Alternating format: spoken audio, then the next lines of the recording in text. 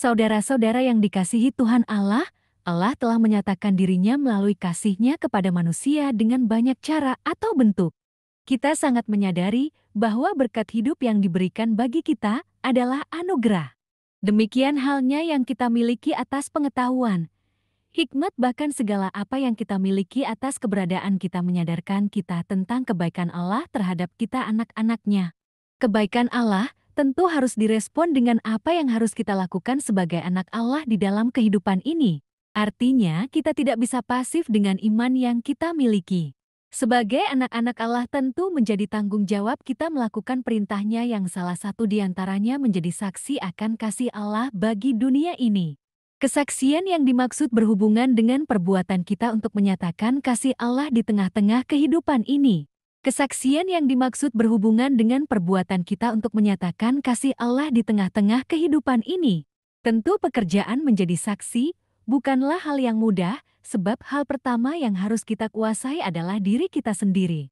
Di tengah perkembangan zaman yang semakin canggih ini, tentu membentuk berbagai keberadaan kehidupan manusia itu sendiri. Dalam hal inilah, Allah menghendaki peran kita sebagai anak-anak-Nya. Sekali apapun yang akan kita alami dan hadapi diharapkan kita tetap menunjukkan keberadaan kita.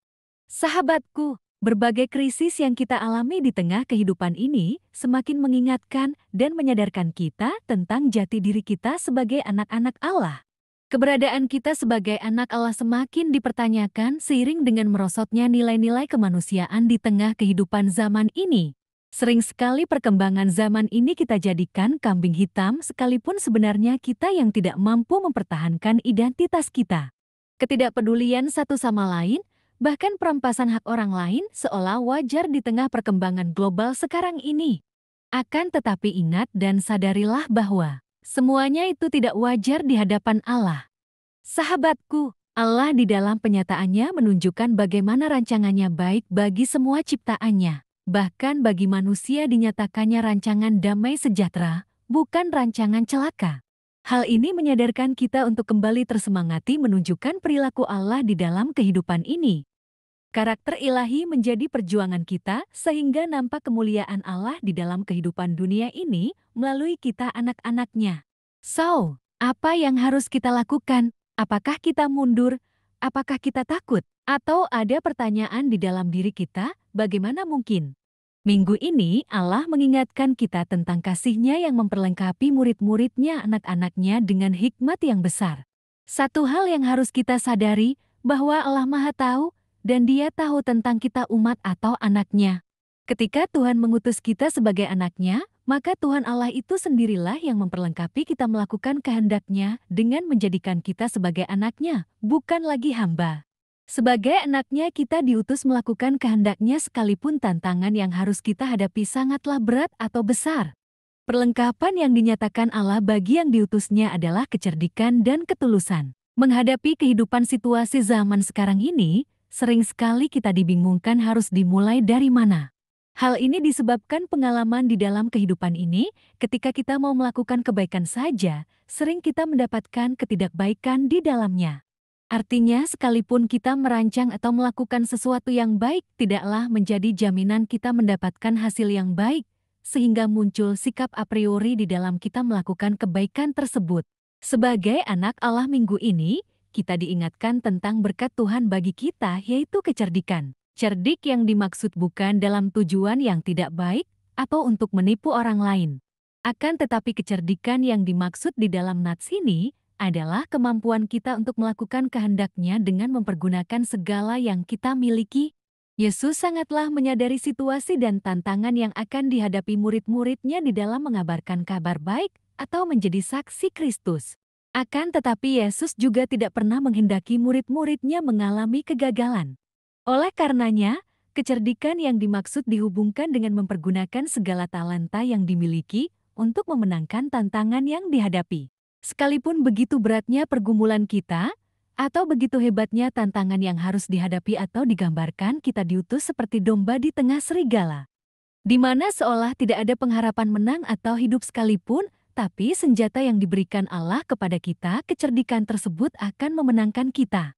Kecerdikan yang diberikan tersebut haruslah dirangkai dengan kata ketulusan. Artinya, ketika kita hanya mengandalkan kecerdikan, maka kita cenderung mengandalkan diri sendiri atau kemampuan.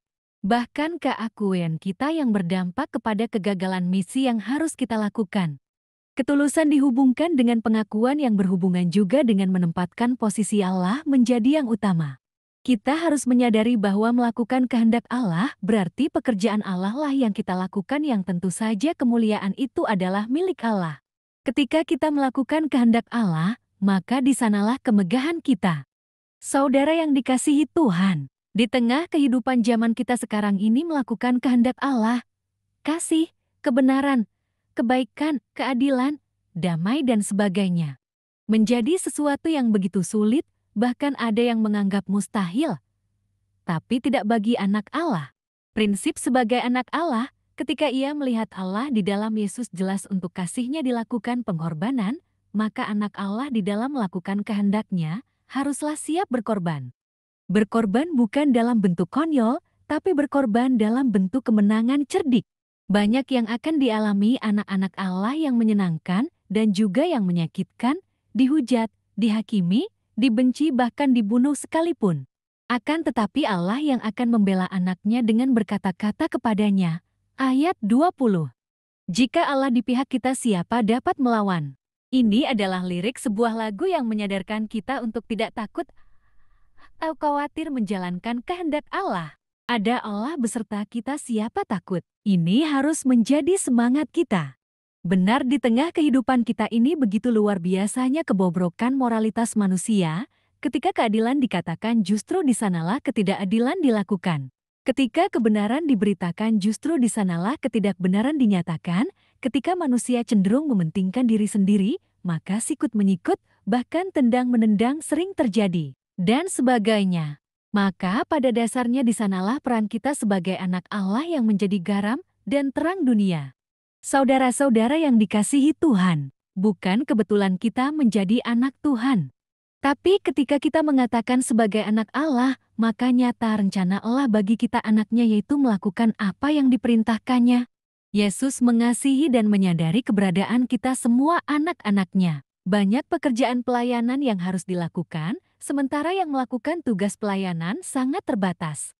Sering sekali pekerjaan yang besar dan berat membuat kita menjadi pesimis untuk melakukannya dan memenangkannya. Sama halnya di tengah kehidupan kita di zaman ini, pekerjaan pelayanan begitu besarnya sampai kita tidak tahu harus memulai dari mana, bahkan beranggapan tidak mungkin melakukannya. Ingatlah, sebesar apapun pekerjaan pelayanan yang ada di depan kita, tidak ada yang mustahil bagi Tuhan. Janji Tuhan jelas bahwa kita memiliki Tuhan, yaitu Tuhan Sang Pemilik, yang dengan meminta kekuatan kepadanya, maka kita akan mampu. Karena Dia sendiri yang akan memampukan kita melakukan pekerjaan tersebut. Jadi apapun tantangan yang ada di dalam diri kita, di hadapan kita atau dari mana saja datangnya, marilah kita tetap setia kepada Dia yang telah mengutus kita melakukan pekerjaan mulia itu. Kita percaya di dalam kesetiaan kita kepadanya. Dia Allah lebih setia mengasihi kita. Seperti lagu sekolah minggu, jangan lelah bekerja di ladangnya Tuhan. Roh Kudus memberi kekuatan yang menjaga dan menopang. Tuhan Yesus memberkati. Amin.